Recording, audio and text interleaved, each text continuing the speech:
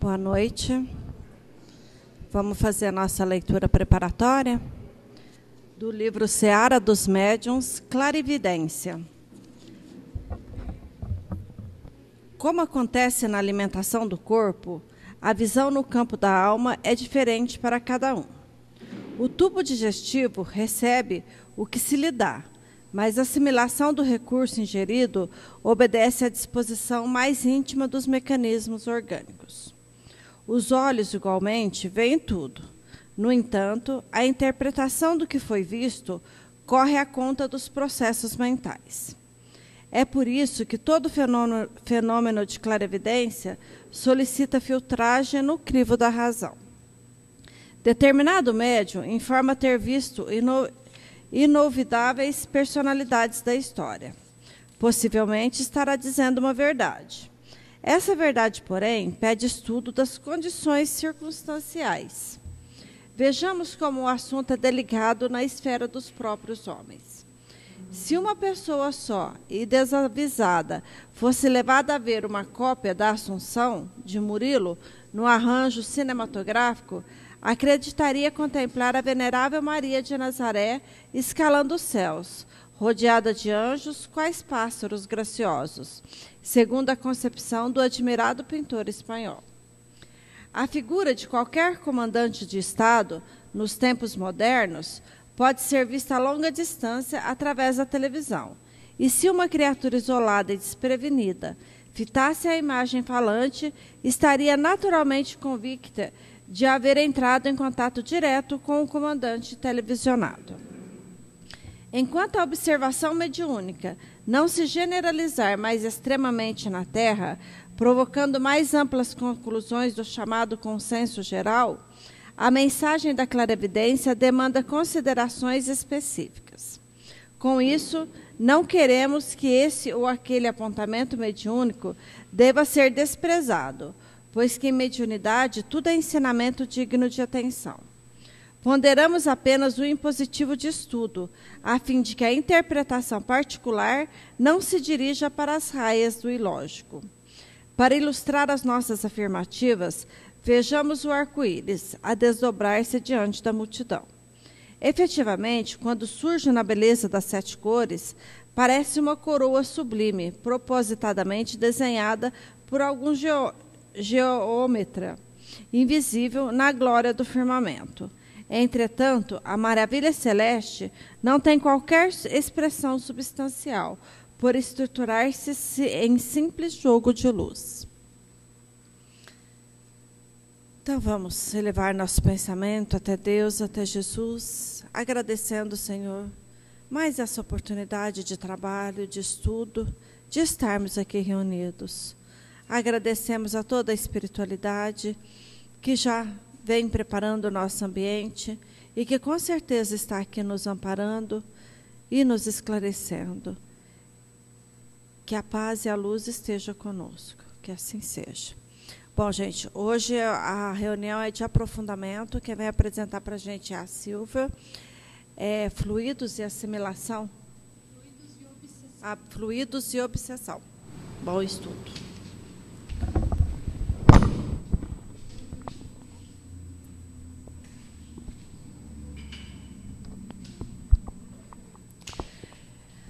Boa noite a todos.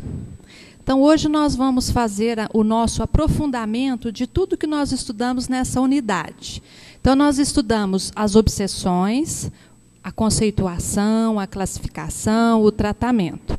Depois nós estudamos os fluidos, como absorver e rechaçar, tudo a respeito de fluidos. Então, agora a gente vai aprofundar, porque assim é o nosso programa. No final de cada unidade, a gente faz um aprofundamento a respeito daquilo que a gente estudou anteriormente. Então, hoje nós vamos fazer esse aprofundamento. Fluidos e obsessão, que foi o que nós estudamos.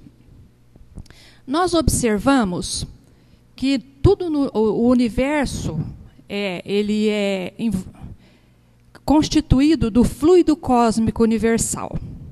O fluido cósmico universal é a matéria primitiva, cujas modificações e transformações constituem a imensurável variedade dos corpos da natureza. Então, tudo no universo que seja material, matéria, é fluido cósmico universal. Mesmo aquela matéria que a gente não enxerga, ou seja, as energias, os raios, as ondas hertzianas, tudo isso é fluido cósmico universal, que ele é modificado. Então, ele é uma matéria elementar primitiva, e a partir dela, ela vai sofrendo transformações e ela vai se transformando em outros tipos de matéria que a gente conhece, desde a tangível até aquela intangível, certo? Então, esse daí é o fluido cósmico universal, ou FCU, que a gente usa muito. Esse fluido cósmico universal, ou a gente pode dizer matéria, ele tem várias transformações. Ele pode estar em estado de eterização, e quando ele está nesse estado, ele é imponderável, ou seja, a gente não consegue pegar, a gente não consegue medir com os nossos sentidos. Existem alguns instrumentos que já conseguem medir algumas matérias etéreas, né? Elas conseguem ponderar com alguns instrumentos modernos, né? Mas com os sentidos físicos, não. Ela faz parte do mundo invisível, ou seja, é uma matéria que a gente não enxerga. Como eu disse, os raios laser, raio-x, ondas hertzianas, magnetismo, eletricidade, e por aí afora a gente vai dizer essas matérias, essas energias que a gente não consegue enxergar. Ela também se presta, ela é uma matéria que dos fenômenos espirituais. Ou seja, faz parte dos fluidos que a gente fala, dos fluidos espirituais, né? Então, é uma matéria que ela está no estado etéreo, ela é imponderável, ela pertence ao mundo invisível e ela faz parte dos fenômenos espirituais. Aí, para exemplificar, gente, isso aqui é uma foto do filme Nosso Lar. Então, é uma exemplificação, né? Aqui são espíritos desencarnados. Então, nós, encarnados, não estamos enxergando os espíritos desencarnados. E mesmo os espíritos desencarnados, eles estão vendo uma aparição de um outro espírito que tem o seu perispírito mais fluídico. Vocês podem perceber que esses desencarnados aqui, eles estão bem densos, porque essa visão é a partir do mundo espiritual, mas eles estão conseguindo enxergar uma criatura de outra dimensão. Então, que tem o seu perispírito mais fluido, mais etéreo, certo? E eles conseguem perceber ainda os fluidos. A gente percebe a energia que emana dessa criatura, desse espírito superior. Então, essa aqui é só mesmo para a gente ilustrar. É uma cena do nosso lar. E observem o seguinte, que esse fluido cósmico universal, apesar de etéreo, ele tem várias gradações, porque se vocês perceberem, tem janelas, tem macas, tem roupa, tem perispíritos densos como os nossos, né? E perispíritos mais etéreos e fluidos ainda mais etéreos ainda. Então, vocês podem perceber que mesmo no estado de eterização, a gradação dos fluidos vai ao infinito, certo? Voltando ao nosso esqueminha.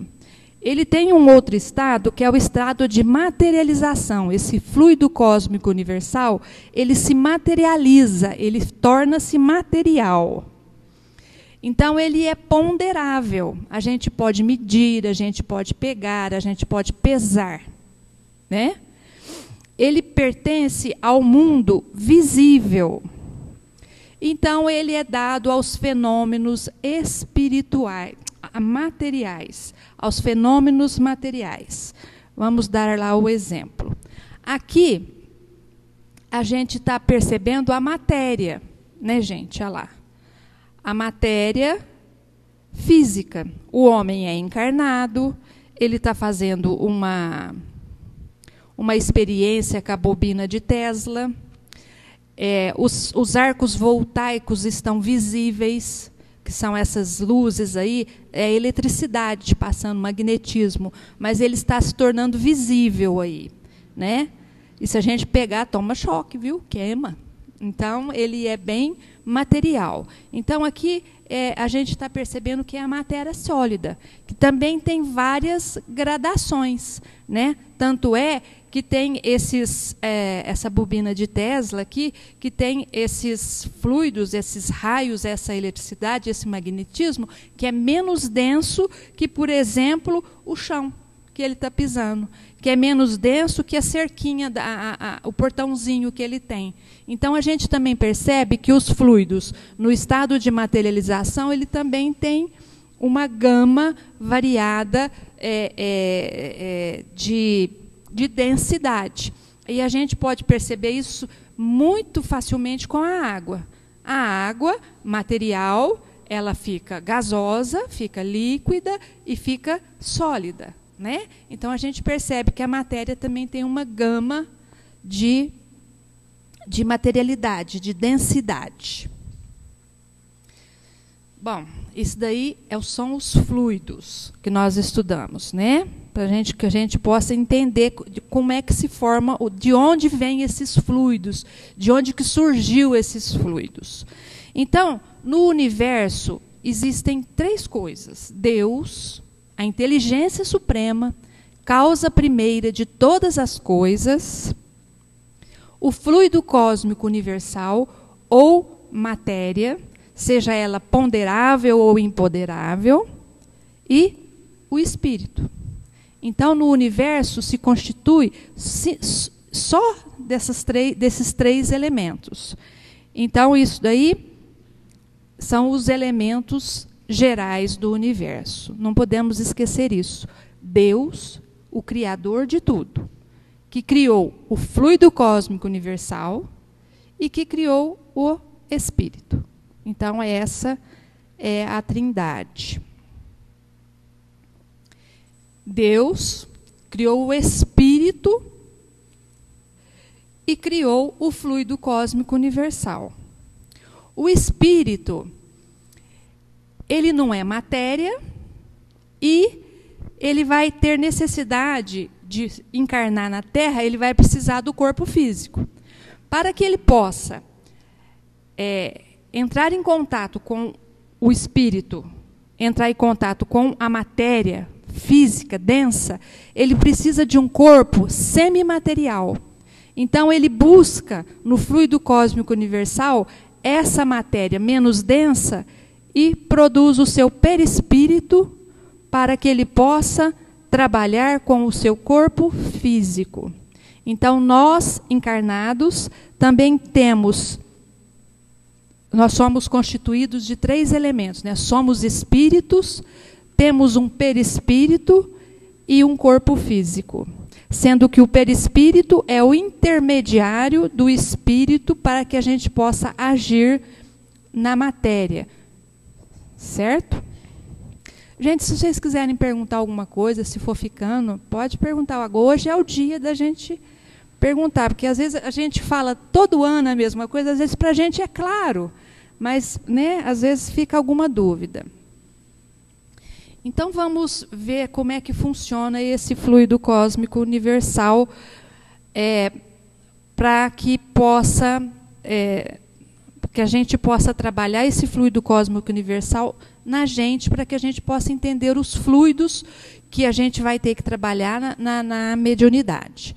Então, tem lá o fluido cósmico universal, que foi criado por Deus nas suas diversas gradações. A gente, quando está espírito, a gente carrega o perispírito da gente, para que a gente possa encarnar. Em encarnando, a gente tem esse perispírito como um corpo intermediário entre o espírito e o corpo físico. E a gente faz a absorção desse fluido cósmico universal, dessa energia que existe no universo, da energia que nos alimenta, né? Através do perispírito, do centro de força do perispírito, que está lá, coronário, frontal, laríngeo, cardíaco, esplênico, gástrico, depois do gástrico, Antônio, que eu esqueci, básico, certo? Então, o perispírito, ele faz essa absorção, e a gente sabe, que André Luiz nos explica que é como se fosse uma máquina, como se fosse um gerador, né? Ele recebe, amplia, trabalha, passa por todos esses centros de força, metaboliza, certo? E se expande, ele irradia. Então, vocês observam lá na imagem a aura, né? A aura da criatura, ou seja, o quadro mental e emocional da pessoa. Tudo que a gente pensa, que a gente sente e que a gente consegue absorver do fluido cósmico universal e que a gente consegue transformar através dos nossos centros de força, pelo nosso pensar, o nosso sentir e o nosso agir, ele vai se irradiar para fora de nosso corpo como essa aura fluídica, que é a nossa carteira de identidade espiritual. É através dela que os espíritos, que o mundo espiritual nos conhece, nos reconhece. Então, aqui na Terra, muitas vezes, encarnados, a gente consegue usar máscaras, né? A gente consegue, muitas vezes, simular o que não sente, mostrar sentimentos que a gente realmente não tem. Lá no mundo espiritual não é assim. Quando a gente passa de encarnado para desencarnado, lá a gente vai chegar com esse perispírito nosso, mostrando toda a nossa irradiação energética. Certo? Diz André Luiz que essa irradiação desses fluidos energéticos tem cor. A gente pode ver por ali, tem cor. A gente não consegue fazer cheiro ainda, né, no PowerPoint, mas diz que tem cheiro, né? E ela é agradável, ela é desagradável. E mesmo quando nós estamos encarnados, os espíritos desencarnados conseguem nos enxergar através desses fluidos. Então, esse fluido que a gente irradia, a gente vai qualificar através das nossas ações, pensamentos e sentimentos. Vamos lá. A lei de sintonia. A lei de sintonia diz o seguinte: cada criatura desencarnada ou encarnada, o encarnado aqui está mostrando só com o corpo físico, viu, gente? Mas isso daí não é que a gente não tenha corpo perispiritual. A pessoa que fez o desenho aí, que por acaso sou eu, que montou o desenho, não deu conta, não consegue fazer o perispírito grudadinho ali. É deficiência da criatura que fez. Então, vamos imaginar, vamos usar a imaginação, sabendo que com esse corpo físico existe um perispírito. Então, cada criatura, encarnada ou desencarnada, ela carrega em volta de si esse hálito mental que André Luiz fala, e ele é qualificado segundo os seus sentimentos. Então, supondo um desencarnado de energias negativas, representando a energia negativa pelo vermelho aqui, ela tem a sua aura negativa, a sua emanação fluídica, o seu hálito mental negativo. E o encarnado, ele tem equilibrado os seus centros de força, ele tem pensamentos elevados, então ele consegue ter a sua aura equilibrada. Gente, isso é só uma figura. Não existe ninguém totalmente desequilibrado, nem totalmente equilibrado. A gente varia muito conforme o dia, conforme a hora, conforme daqui 5 minutos eu estou mais, daqui 5 minutos eu estou menos. Então, é assim, nessa variação, o que fica mais é o negativo, quando está vermelho. E o que fica mais é azul, então está positivo. Então, esse encarnado é uma pessoa que, naturalmente, ela é mais equilibrada, certo? Então, pela lei de sintonia, quando esse desencarnado se aproxima desse encarnado, os fluidos não combinam. Existe uma rejeição de fluidos, porque eles são de cargas opostas. Então, eles reagem. Então, quando esse fluido é emitido pelo desencarnado para o encarnado, ou mesmo quando eles se aproximam, não é conscientemente, o desencarnado aqui não quer fazer mal nenhum para o encarnado, mas só deles se aproximarem, os fluidos se repelem. Por isso que tem essa setinha que chega, ele não entra no campo energético do encarnado, porque as cargas são opostas. Então, elas, naturalmente, pela lei, elas se rechaçam, elas não conseguem se atrair. E isso pode ser de desencarnado para encarnado, de encarnado para encarnado, quer dizer, duas pessoas encarnadas que carregam auras, hálitos mentais de diferentes cargas positivas ou negativas, vão se repelir. Não é porque é encarnado que muda a lei. A lei é a mesma para desencarnado e para encarnado.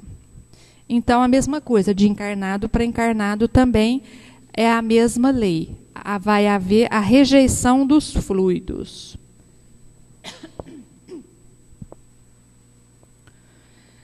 De novo, essa mesma lei de sintonia. Duas criaturas, um encarnado e um desencarnado. Os dois desequilibrados, os dois com seu hálito mental negativo, alimentados por energias negativas, por ações negativas, pensamentos negativos. Ao se aproximarem, existe aí uma troca fluídica. Um absorve de um que absorve do outro.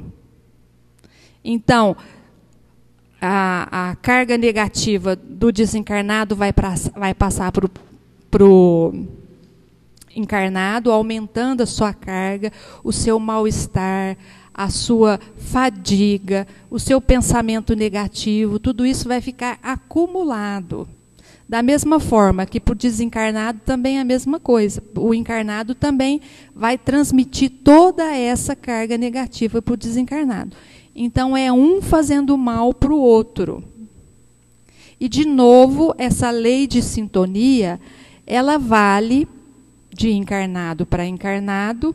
Quem de nós não percebe que uma pessoa negativa, quando se aproxima de outra negativa, a conversa, parece que a gente, quando chega perto, a gente parece que está pesado, pode até cortar aquele ambiente, não é?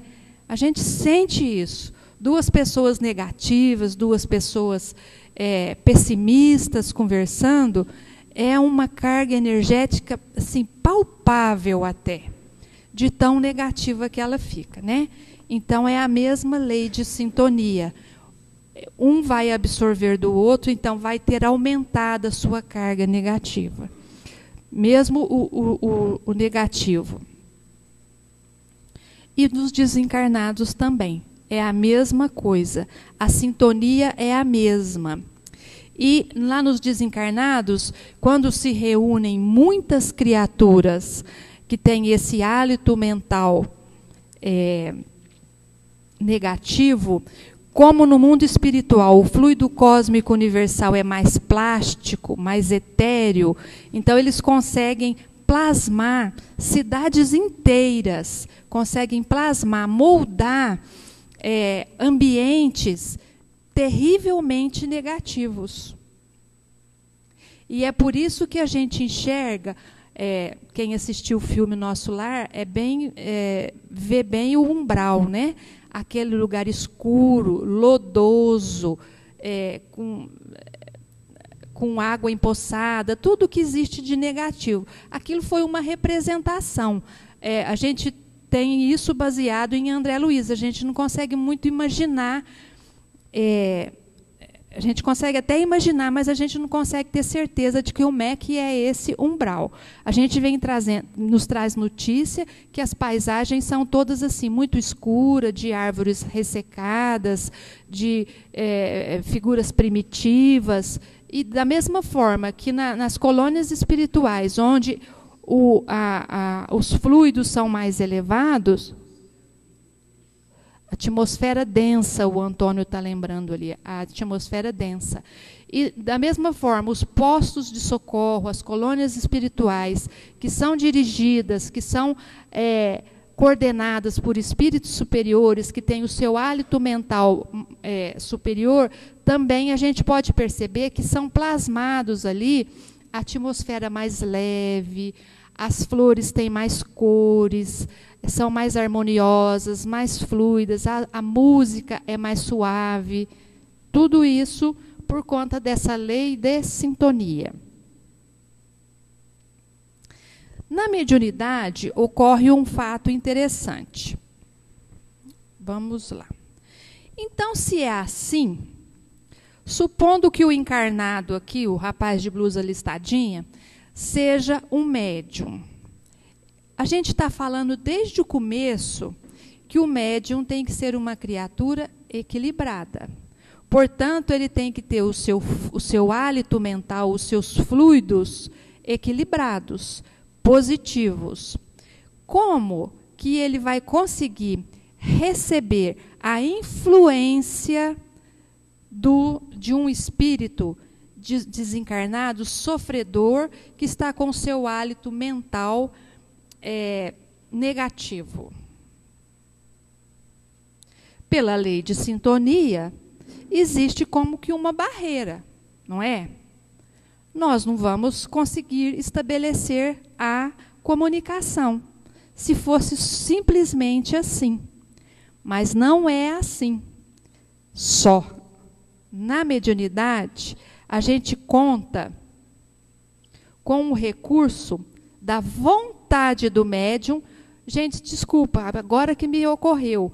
E o auxílio dos mentores espirituais para segmentar essa barreira, para permitir que os fluidos negativos do desencarnado cheguem até o encarnado e aí exista uma troca de fluidos. Sim, o médium vai se sentir mal, mas ele, por força de sua vontade, ele vai metabolizar esse fluido com a ajuda dos mentores espirituais e vai devolver lá para o espírito, e o espírito vai sentir como que um bem-estar. Certo? Tudo isso pela vontade do médium, que ele quer socorrer, quer ajudar, é superior. Então, o superior, ele tem o comando do inferior. O mesmo não acontece ao contrário. O espírito que está com o seu hálito mental negativo, ele nunca consegue fazer essa segmentação dessa barreira, porque ele é inferior. Então, ele não consegue ter acesso ao espírito que está com a sua vibração superior. Certo? Então, na mediunidade acontece isso aí. Por isso que a gente consegue. Então, a gente até pensa assim, mas então o médium vai ter que abaixar a sua vibração? Não, ele não abaixa a sua vibração. Ele, com a vontade, ele se abre, ele permite ele absorve o fluido, certo? Ele absorve o fluido e trabalha o fluido. Agora, se ele não quer fazer isso, naturalmente, se ele já está com o seu hálito mental, sua aura encharcada de fluidos positivos, naturalmente vai ser rechaçado. E se não, pela sua própria vontade, ele pode rechaçar esse fluido. Lembrando que é só um superior que tem o comando sobre o inferior. Isso sobre vibrações. Agora, gente, vamos falar de obsessão. Nós estudamos a obsessão simples. A obsessão simples, ela causa alguns sintomas. Obsessão é a ação pertinaz, constante de um espírito sobre o encarnado. Não vamos esquecer esse conceito. Então, a obsessão simples, ela causa alguns sintomas. A confusão mental, tem influências mútuas o tempo todo, instala-se pelo padrão mental. Então, como é que funciona isso a nível de fluidos? Duas criaturas ali, um desencarnado e um encarnado. Cada qual com o seu hálito mental, a sua irradiação fluídica, que ela é qualificada pelo que ele pensa. Acho que dá para enxergar bem, né? Olha lá, a bebida, a ganância, a pessoa que come muito, a gula, né, a luxúria, a maledicência. Então, são defeitos de caráter que a pessoa tem e que qualifica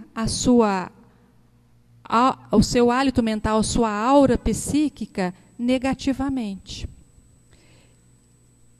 E aqui está o encarnado, que também alimenta a sua aura mental, o seu hálito mental, a sua aura psíquica, com esses valores também.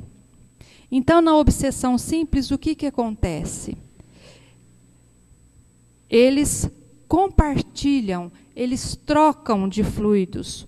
Um obsidia o outro, que recebe, que aceita. Então, eles comungam esses fluidos. Eles compartilham os fluidos negativos. Eles vivem numa aura comum, como se eles estivessem em circuito fechado. Um influencia o outro, que influencia o outro, que influencia o outro. Porque os dois têm o mesmo teor de pensamento. Eles têm os mesmos valores morais. Eles praticam as mesmas ações. Eu falo assim, as mesmas no sentido de padrão vibratório, né? Podia trocar aqui, não precisava ser só, podia ser inveja, mágoa, outros tipos de sentimentos. Não, isso aqui é só um esqueminha, então a gente faz dessa forma. Então, isso que é a obsessão simples, essa troca energética de fluidos negativos. Então, o que promove a obsessão simples é o pensamento, o sentimento e a ação do encarnado. Ele vai atrair esse desencarnado aqui. Se eu, na desobsessão, consigo afastar essa criatura, consigo iluminar essa criatura, provavelmente chegará outra, e outra, e outra, e outra. Então, qual que é a cura? A cura é o encarnado modificar o seu padrão vibratório. Só aumentando o seu padrão vibratório é que ele vai conseguir se libertar dessa influência obsessiva simples, né? Que é só essa alimentação fluídica, esse pequeno mal-estar, essa irritação constante, esse pensamento negativo constante. Então, ele com a sua reforma íntima, com uma leitura elevada, com prece, com a prática no bem, ele vai conseguir modificar esse estado essa sua aura psíquica, ele vai conseguir qualificar ela melhor e vai sair do campo de atuação do espírito, é obsessor. Então, de vermelhinha, ela vai passar a azulzinha, ou seja, ele vai qualificar ela positivamente e ele sai do alcance do espírito negativo, o espírito obsessor. Depois nós estudamos a obsessão por fascinação. A gente sabe que é a obsessão mais profunda e ela se caracteriza por fantasias, ilusão, irrealidade, ela para o raciocínio, o médium não acredita que está enganado, o espírito inspira-lhe confiança cega. Quer dizer, paralisa o pensamento, o pensar do médium, da criatura que está sendo obsidiada por fascinação. Como é que funciona? Duas criaturas, o encarnado e o desencarnado. Observem que eles estão com as suas auras estão quase que se entrelaçando. Elas estão muito iguais. A sua carga negativa é muito parecida com a do outro. Então, elas estão quase como em simbiose. Está faltando um pouquinho só para virar uma só, para uma confundir com a outra. Aí, o espírito desencarnado estimula a mente do médium um pensamento irreal, fantasioso. Por isso que está ali o pobre do Napoleão, porque o Napoleão significa isso, né? Irrealidade. Quando a gente vai representar uma pessoa louca, a gente apresenta a pessoa querendo se fazer por Napoleão. Isso aí é só uma caricatura, é só nesse sentido, viu, gente? É um mito mesmo, uma figura psicológica. Então, ele está com pensamentos irreais, fantasiosos. E, com isso, ele vai abrindo brecha, ele vai ficando mais confiante no espírito que estimula nele esse pensamento. Porque ele é uma pessoa vaidosa. Ele acha que ele é bom mesmo. Não que ele seja Napoleão, mas que ele seja uma criatura que tenha lá uma luz própria, que é lá um líder, que ele tem ideias maravilhosas e grandiosas. Muitas vezes ele acredita nisso. E o espírito passa a estimular mais e mais esse médium, vai inflando o seu ego. Até que quando chega o momento que esse pensamento cresce. Aí eu botei ali, não basta ser só Napoleão, ele já está no campo de guerra, em atuação, se imaginando o verdadeiro comandante e coronel imperador daquele povo. Quer dizer, o que significa isso? Aumentou mais ainda a sua crença na sua infalibilidade, né? Ele acredita que é infalível, ele acredita que todas as ideias fantasiosas que chegam até ele, por mais ridículas que elas possam parecer, é a mais profunda verdade. Porque o espírito convenceu ele está atuando em sua mente. Por isso que as setinhas estão indicando a cabeça da figurinha ali. Porque o espírito está atuando na mente dele, fazendo com que ele acredite em tudo isso. A gente sabe, porque Kardec nos ensinou, que essa obsessão é muito difícil de ser tratada. E que o médium, por si só, não vai conseguir se livrar disso. Diferente da obsessão simples. A obsessão simples, o espírito, o médium, sabe que está sendo enganado e ele mesmo pode modificar os seus pensamentos. Ele mesmo pode fazer uma autodesobsessão, buscando a sua reforma íntima. Aqui não, porque ele não se julga obsidiado. Ele não se julga. Então, é necessária a atuação de terceiros. ou seja, de pessoas, de um grupo espírita, de um grupo de desobsessão, para afastar esse espírito, para que o médium tenha percepção que está equivocado e, a partir daí, modifique a sua forma de pensar. Tire de si o que faz o espírito ter acesso. No caso aqui, vamos dizer que seja a vaidade, porque ele se imagina mais do que é, não é? Então, a desobsessão vai ocorrer dessa forma. A obsessão por subjugação. Acontece a perda do ego. Oi?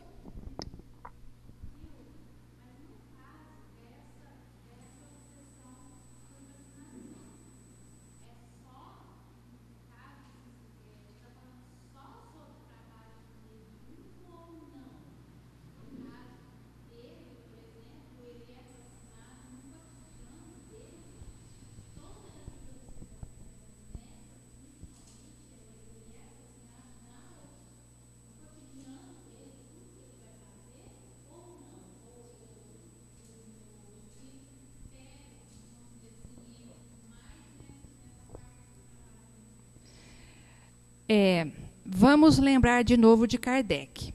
Kardec fala, ela pergunta se a obsessão por fascinação existe também no dia a dia, no seu cotidiano, não só na reunião mediúnica. A gente vai lembrar de Kardec. A lei de sintonia é a mesma para todos. Todos somos médiums, não somos? Não tem pessoas que acreditam cegamente em outras pessoas? Não tem mãe que está vendo que o filho está fazendo errado na frente dela e ela não acredita, não aceita?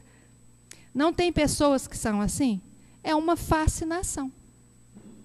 Vocês entenderam? Então, existe de encarnado para desencarnado, desencarnado para encarnado. Da mesma forma que a sintonia que eu coloquei lá. A obsessão também, ela existe dos dois lados da vida. De lá para cá, entre os encarnados, entre os desencarnados e nos dois lados da vida. Então, a gente tem que perceber isso. Certo? Então, a obsessão por subjugação. Acontece a perda do ego, ou seja, a pessoa já não é ela mesma. Ela já não ela não se conduz pelo seu próprio pensamento e pela sua própria vontade. A perda da vontade. Catatonia. Gente, eu colei porque essa palavra é de psicólogo, eu não sou psicólogo. É uma apatia severa, uma imobilidade, uma lentidão e um mutismo seletivo. A pessoa fica calada, ela não quer falar. Então, ela fica muda, mas não porque ela esteja com dificuldade para falar. Ela não quer falar. Então, é isso.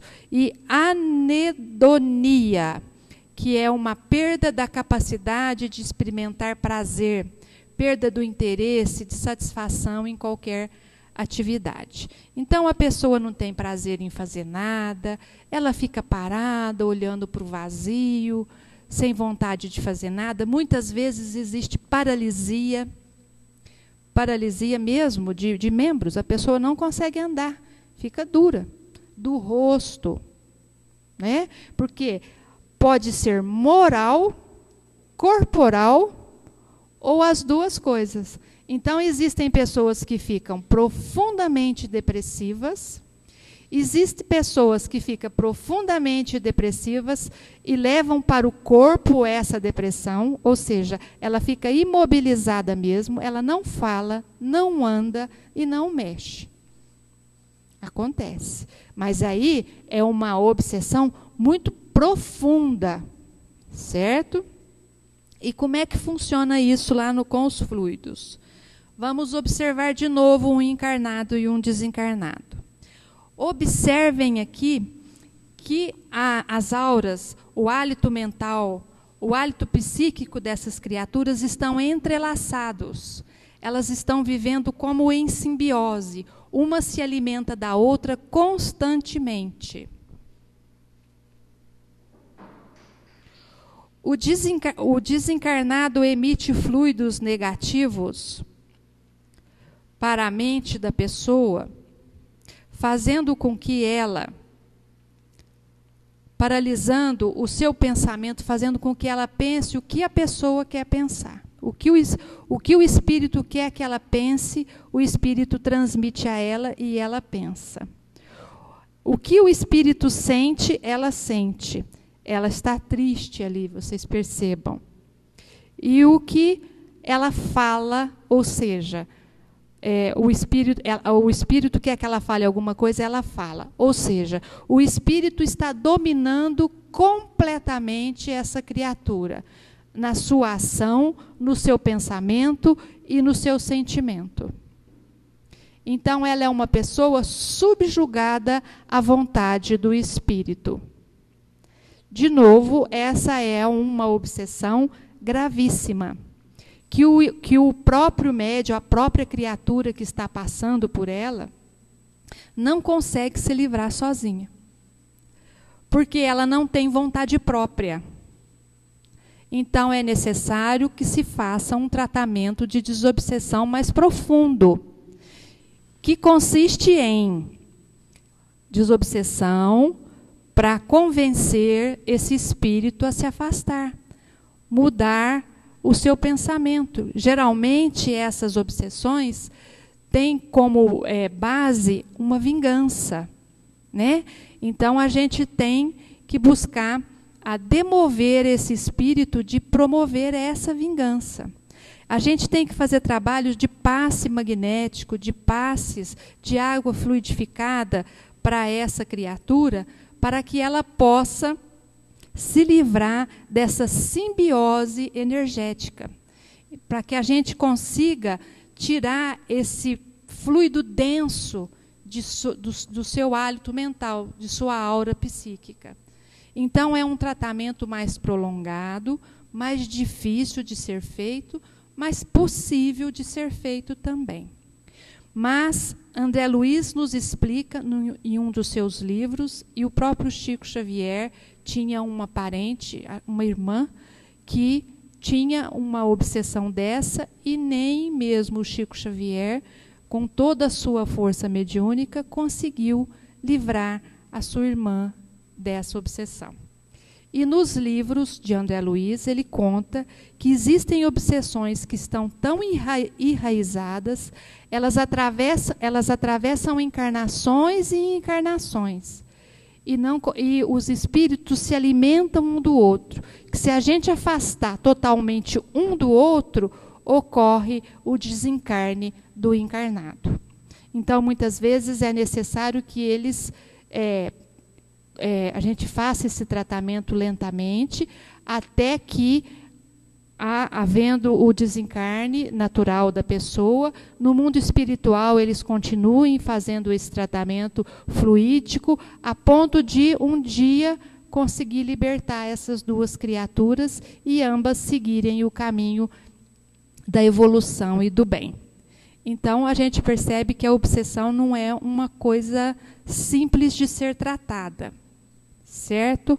Mas a gente tem que compreender também que uma obsessão por fascinação ou por subjugação, ela não chega rapidamente, ela vem se instalando devagarinho, começa lá com uma obsessão simples. Se a gente atacar logo no começo, e se a gente tiver no trabalho no bem, buscando trabalhar, provavelmente a gente vai se ver livre das obsessões, a não ser que seja uma obsessão kármica, ou seja, aquela que a gente tem que passar por ela, porque a gente não conseguiu, por amor, corrigir as dificuldades que a gente promoveu para esse espírito que deseja vingança, certo? Então, às vezes é necessário essa obsessão kármica, mas a gente sabe que elas são mais raras, né? Deus, na sua bondade infinita, quer promover a evolução de todo mundo por amor e não pela dor. Muitas vezes a gente tem que passar pela dor, pela nossa resistência ao amor. Então, com isso a gente encerra a gente vai encerrar. Ele vai fazer uma pergunta? Pode.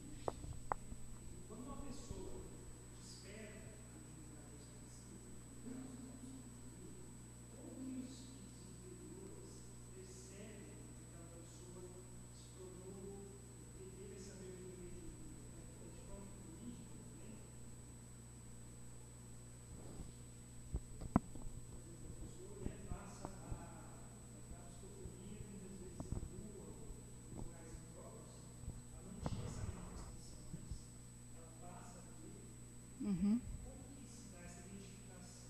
Uhum. Uma boa pergunta. Eu não saberia te dizer muito corretamente, mas a gente, por analogia, a gente pode imaginar o seguinte: a criatura, quando é médium, ela não é médium de maneira de qualquer jeito. Existe toda uma programação reencarnatória para isso, e ela precisa renascer num corpo organicamente pronto para isso. Então, ela tem lá os seus orientadores, o seu anjo guardião, que está trabalhando com ela, desfazendo essa barreira fluídica que existe. Então, os espíritos percebem fluidicamente, sim. Mas ele não está agindo pela sua vontade, você dirá, né? Mas pela vontade dos espíritos mentores, que estão auxiliando aquela criatura num primeiro momento, trazendo aquela mediunidade patológica, né? Porque a obsessão nada mais é que uma mediunidade patológica, para que a criatura desperte e, a partir daí, comece a trabalhar. Eu estou dizendo isso por analogia. Vou procurar profundamente a respeito disso e te trago a resposta depois. Mas, por analogia, imagino que seja assim. Certo?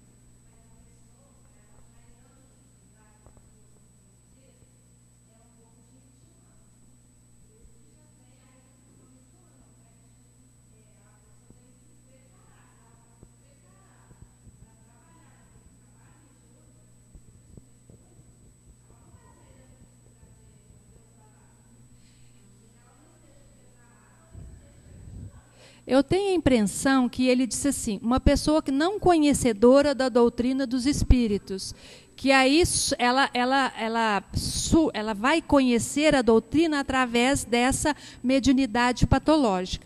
Então, ela é encaminhada ao centro espírita e, a partir daí, começa a sua educação mediúnica. Eu tenho a impressão que é assim.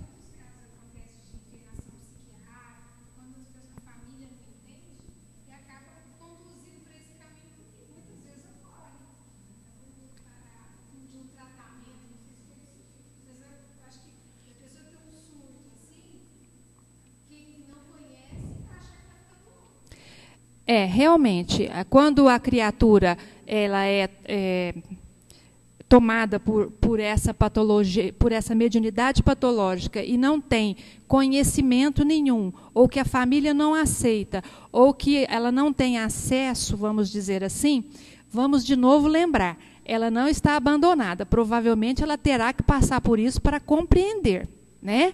Ela é levada, sim, aos manicômios, às casas, aos hospitais psiquiátricos, e, segundo falava o Dr. Tomás Nuvelino, 10% das patologias psiquiátricas são realmente orgânicas. Os outros 90% eram de origem espiritual. Certo? E a gente sabe disso no Allan Kardec, a gente tem amigos que trabalhou lá e que conta que as mais diversas, as mais bizarras patologias mesmo. Eu lembro de contar que tinha um senhor que ele chegava ao meio-dia em ponto, ele no decorrer do dia ele era normalmente, ele conversava normalmente com todo mundo. Mas meio-dia em ponto, ele saía, ia para o meio do pátio, fizesse sol, fizesse chuva, ele tirava toda a sua roupa, abria os braços e ficava lá por um certo tempo, independente de sua vontade. Então, ele ficava, naquele tempo que não se conhecia, lá na década de 70, que não se conhecia nada, ele ficou internado, morador da casa de saúde, porque a família não conseguia lidar com isso. Né? Então, a gente sabe que é uma mediunidade patológica. As pessoas que trabalhavam ali falavam sobre isso. Então, a gente encerra aqui. O Antônio tem falar alguma coisa, né, Antônio?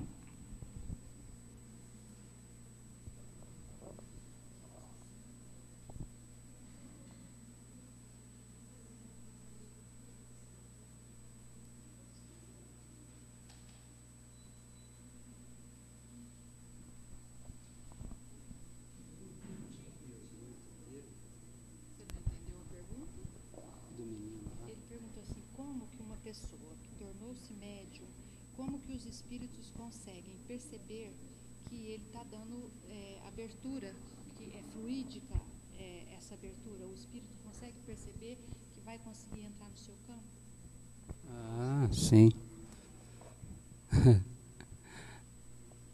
O nosso colega lá, a pergunta dele, os espíritos percebem, eles distinguem quem é médium e quem não é. Eles têm como fazer essa percepção. Por isso que o médium, às vezes, quando está em desenvolvimento, ele sofre até influência assim, de espíritos brincalhões, que vão aproveitar aquele momento ali, porque o médium ainda não tem o controle total, completo, né? Completo é difícil, né? Mas pelo menos aquele que estuda, aquele que se esforça, ele vai conseguir alguma coisa, né? Porque tem que ter o esforço da pessoa. E o esforço principal é o estudo. O principal para o médium, a maior arma do médium é o estudo. E, infelizmente, nós estamos percebendo que em dia de reunião de estudo, diminui a frequência, né? Então, isso daí, a gente precisa refletir sobre isso daí, né? Porque o estudo é o farol que ilumina a estrada do médium, certo? Aqui na casa, toda última semana do mês, com exceção de janeiro e dezembro, a última semana é para estudo. A gente não faz reunião mediúnica e vamos estudar. Atualmente nós estamos estudando o Livro dos Médiuns. Nós já fizemos vários e vários estudos. Nós estamos estudando o Livro dos Médiuns, acho que há uns 3 anos, né, Silvia? Porque nós estudamos assim, devagar, né? Às vezes um capítulo estuda em 3 meses. Se é um capítulo mais longo, a gente demora mais um pouco. Não temos pressa, né? Mas se o médium se afastar do estudo, se afastar da oração, se afastar da disciplina, da vigilância, aí ele vai ser uma presa mais fácil. Então a chave está na mão do próprio médium, né? Ele não pode se descuidar também, senão não fica difícil até para os espíritos ajudarem a dar assistência. Porque assistência não vai faltar. Isso aí Jesus mesmo falou, né? Quem anda comigo não anda em trevas. Jesus falou que nós iríamos ter percalços, dificuldades, desafios, mas não estaríamos abandonados, né? Então nós temos muita proteção, muita assistência. É o anjo de guarda, são os benfeitores da casa espírita, né? Cada um de nós não temos, não é só um anjo de guarda, nós temos uma equipe. Porque aí entra, além do anjo de guarda, entra espíritos familiares, aqueles que estão mais esclarecidos, espíritos protetores, amizades que a gente amealhou do passado, né? Às vezes pessoas que a gente até prejudicou, mas hoje passou na nossa frente. Nós os prejudicamos e hoje eles são nossos protetores. Olha que maravilha, né? Eu falo isso porque eu na minha vivência, no meu relacionamento com os espíritos, eu já percebi isso daí, né? A Silvia expôs muito bem, né? E vocês vejam bem, e tudo isso que ela expôs mostra o quê? O carinho, a atenção que a doutrina espírita, com o trabalho de Allan Kardec, né, se voltou para cuidar do caso da obsessão. Né? A obsessão sempre existiu. Né? Na época de Jesus, ele enfrentou isso aí também, né? Além das curas físicas, houve também esses casos de obsessão. Né? Mas a doutrina espírita veio trazer uma forma diferente, uma forma humana de resolver esse problema. Né? Porque enquanto às vezes outras religiões usavam rituais para resolver isso daí, tem religião que chega até a bater na pessoa, né? Eles querem tirar o espírito ali, então bate. Então são coisas assim, a gente vê coisas esdrúxulas, extravagantes, extremas, né? Mas o que a doutrina espírita trouxe? A técnica do amor.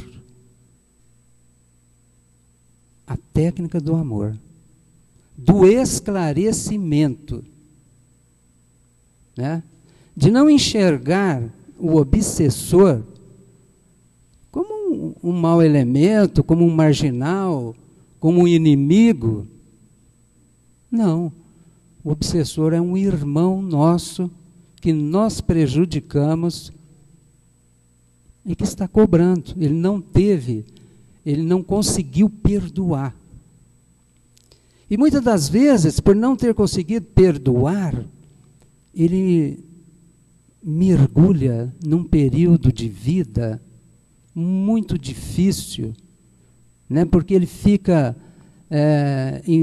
fixado naquela ideia e perde, às vezes, séculos na sua caminhada evolutiva. Nós aqui temos um trabalho que chama terapia de amor. Nós fazemos só para os trabalhadores. O trabalhador, a pessoa fica sentada e na frente 2 médiuns. E um doutrinador, né? Esse trabalho às vezes demora 1 mês, 2, mas é um trabalho muito interessante porque são trazidos, a maioria das vezes, tem vários tipos dessa influenciação negativa, né, gente? Tem vários tipos. A gama aí de variedade é muito grande. Mas são espíritos que são trazidos, que na verdade a terapia de amor é para libertar aqueles espíritos que estão vinculados à pessoa e que não conseguiram perdoar. Estão com aquilo até hoje. Né? Então, ali na terapia, eles são esclarecidos, são acolhidos e são encaminhados. A pessoa pede perdão, né? A pessoa tem que ser humilde. Ela não pode chegar lá na terapia e querer brigar lá com, né? Fazer bate-boca. Então, é um momento assim muito bonito, né? E aí vem também familiares, né? Para dar uma equilibrada na terapia, né? Para não ficar só coisa pesada. Né? Então vem familiares, então é um momento muito bonito. Mas a doutrina espírita, então, ela trouxe essa maneira diferente, através do amor, do esclarecimento. Né? A Ivone Pereira, ela conta nos seus relatos, ela conta que enfrentou obsessões, tal, né? Mas que ela aprendeu a trazer o obsessor para o seu coração. Olha a diferença da postura, né? Ela trazia o obsessor para o seu coração. Por quê? Ali no momento da obsessão, no momento dessa cobrança, é o momento, gente, do acerto. É o momento do acerto. De que Jesus falou? Reconcilia com o teu adversário enquanto estás a caminho. Né? E quando existe uma dívida,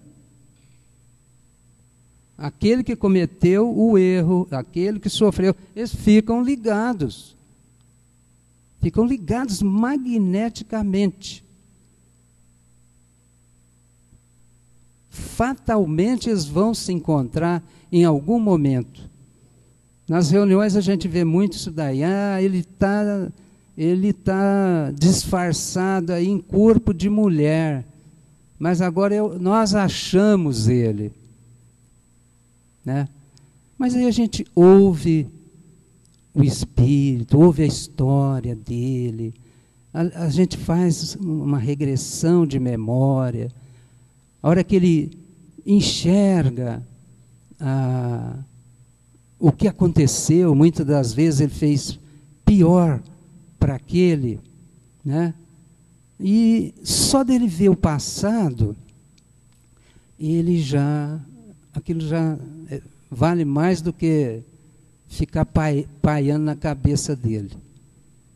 Muitos ficam envergonhados, muitos choram, né? Mas ali eles são acolhidos com amor. Muitas das vezes vem um ente querido, a mãe, porque a pessoa está séculos naquela perseguição, naquela ideia fixa, só pensa naquilo, não tira aquilo da cabeça, então ele não enxerga a mãezinha, o anjo de guarda, que querem ajudá-lo. E aí a gente promove esse encontro. A gente promove com a ajuda dos benfeitores, né? Às vezes o espírito está muito endurecido e a gente promove esse encontro com um ente querido ou com o próprio anjo de guarda. Esse ente querido pode ser mãe, pode ser vó, pode ser um grande amigo, uma pessoa. Isso os espíritos trazem, né? Os benfeitores. Eles vão trazer, eles vão atrás de uma pessoa que vá sensibilizar a pessoa. Né? E aí eles caem na real, tomam consciência e são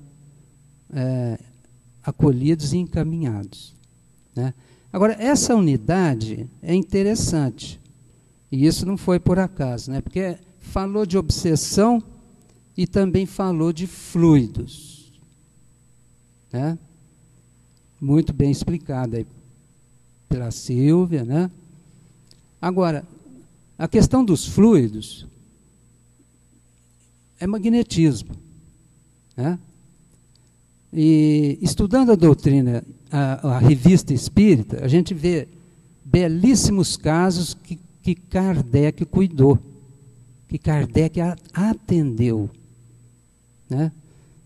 Porque toda atividade da casa espírita, o magnetismo está presente. Reunião mediúnica, passe, água fluidificada, irradiação, qualquer atividade, tudo aquilo que a Silvia explicou, fluido cósmico universal, aura, perispírito, tudo isso é trabalhado. Porque, na verdade, nós somos seres eletromagnéticos. Nós somos seres que possuem energia. Né? Nós emitimos, absorvemos. Né? Igual no ambiente eletromagnético mesmo. Né? As correntes, as ondas, estão aí circulando. Né? Mas o Kardec, ele nos deu exemplo desse tratamento. Tem um caso na revista espírita, era uma jovem ela ficou, lá ele usa o termo até de possessão, porque foi muito demorado, 6 meses. 6 meses. Aí tentaram exorcismo, tudo quanto é coisa. Aí o caso chegou na mão dele. Aí o que ele faz? Ele vai e conversa com o espírito. Conversa com o espírito, ouve a sua história, esclarece o espírito, né, sobre a realidade, o que aconteceu, esclarece o espírito, né, e ele recebe assistência. Depois ele vai na jovem, conversa com a jovem, orienta ela, para ela mudar de atitude, para ela mudar de hábitos, para ela mudar de comportamento. Ele escuta ela, aprofunda o caso dela, né? Então, o que acontece? Nós temos que trabalhar o espírito e também o encarnado, né? Trabalhar também o encarnado. O encarnado, ele tem que perdoar, ele tem que se voltar para o bem, praticar caridade, ter uma religião. As orientações que vêm são essas. A gente até chama de terapia espírita, né? É evangelho no lar, é caridade, é a oração, é a meditação, né? É fazer oração antes de dormir, para que tenha um sono útil, você seja encaminhado para um lugar bom, né? Então, nós tivemos também, recentemente, um caso, gente. Esse caso foi uma simbiose. A pessoa foi adoecendo, chegou a ficar internada 3 meses no hospital, né? Um belo dia, uma equipe foi lá dar passe no hospital, ele não saía da cama. Lá os médios entraram em contato, assim, só sem ostensividade, né? Só por intuição, tal. Houve esclarecimento dos mentores, que era um caso de simbiose, que estava difícil. Olha para vocês verem. Aqui na casa foi feito a parte espiritual. Foi feita desobsessão. Até um belo dia, na triagem, passou a ficha da pessoa, aí vem indicado desobsessão. Falei, ué, mas desobsessão, né? Essa pessoa está doente faz tempo. Aí, lá o Espírito explicou que naquele dia, naquele momento do passe, que eles conseguiram retirar o espírito.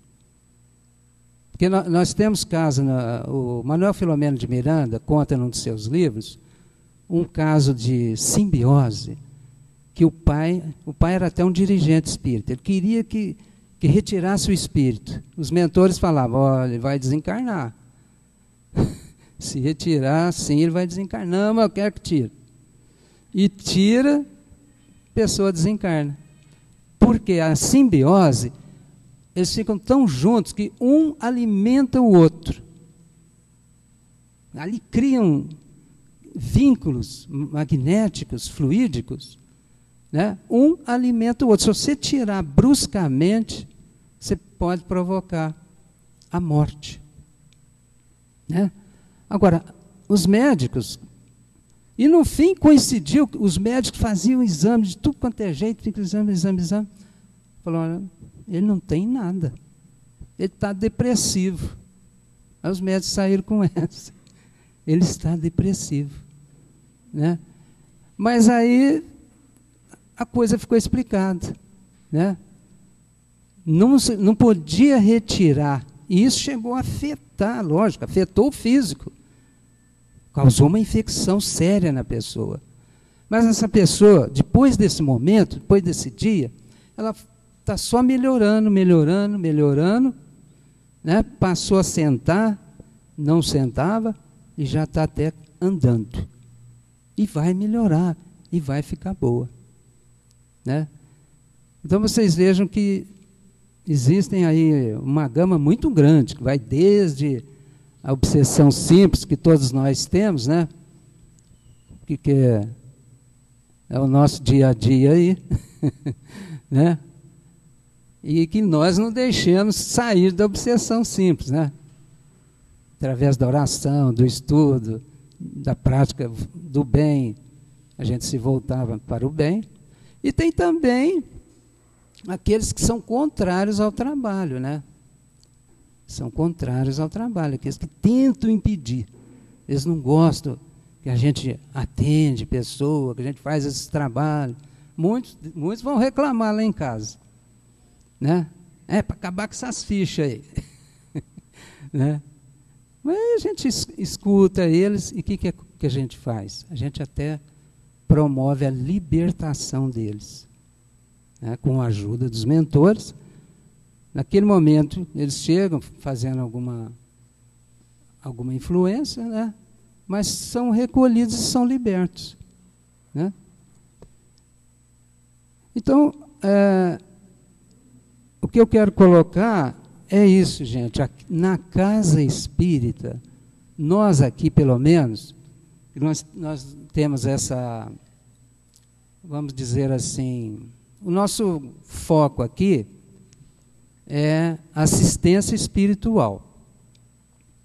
Nosso foco aqui, nosso objetivo maior, nós temos assistência material, cesta básica e tal, mas nós estamos assim, o nosso foco é esse trabalho de assistência espiritual.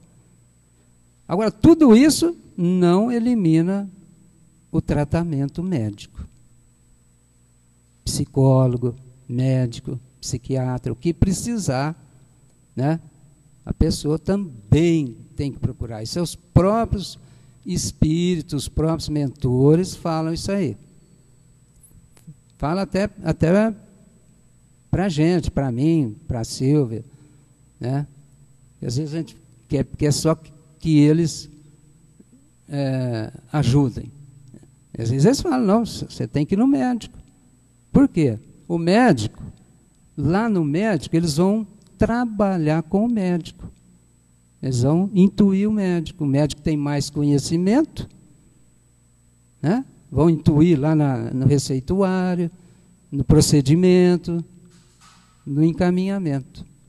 Por isso que a gente não pode fugir da medicina. Né? É um recurso a mais. Né? O Silvio, então? O Silvio vai falar aqui mais uma meia hora e nós já vamos encerrar.